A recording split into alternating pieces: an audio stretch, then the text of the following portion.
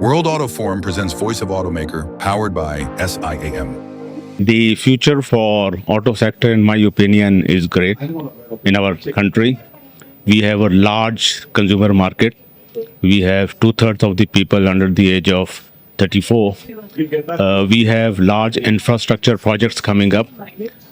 We also have many other sources of income, adding up to the propensity to buy. So, in my opinion, this will go up only. And then government is also doing on its own a lot of efforts. Government's efforts apart, but government's expectations also, I think industry should keep in mind with alternate fuels like EVs, hydrogen fuel cells, or even hydrogen, or even LPG, ethanol, methanol, for example, for diesel vehicles, is also going a very strong way. Fossil fuels, in any case, are not going to last for longer, but still, I would feel fossil fuels still have at least 30 odd years they will survive.